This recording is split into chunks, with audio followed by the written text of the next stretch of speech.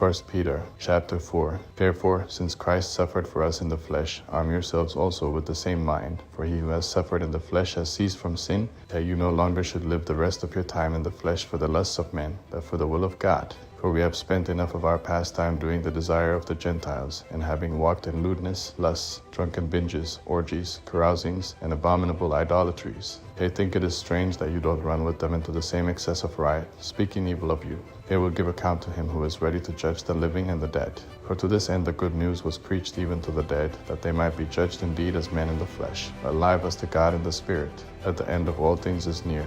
Therefore be of sound mind, self-controlled, and sober in prayer. And above all things be earnest in your love among yourselves, for love covers a multitude of sins. Be hospitable to one another without grumbling. As each has received a gift, employ it in serving one another, as good managers of the grace of God in its various forms. If anyone speaks, let it be as with the very words of God. If anyone serves, let it be as of the strength which God supplies, that in all things God may be glorified through Jesus Christ, to whom belong the glory and the dominion forever and ever. Amen. Beloved, don't be astonished at the fiery trial which has come upon you to test you, as though a strange thing happened to you. But because you are partakers of Christ's sufferings, rejoice, that at the revelation of his glory you also may rejoice with exceeding joy. If you are insulted for the name of Christ, you are blessed, because the Spirit of glory and of God rests on you. On their part he is blasphemed, but on your part he is glorified. But let none of you suffer as a murderer, or a thief, or an evildoer, or a meddler in other men's matters. But if one of you suffers for being a Christian, let him not be ashamed, but let him glorify God in this matter.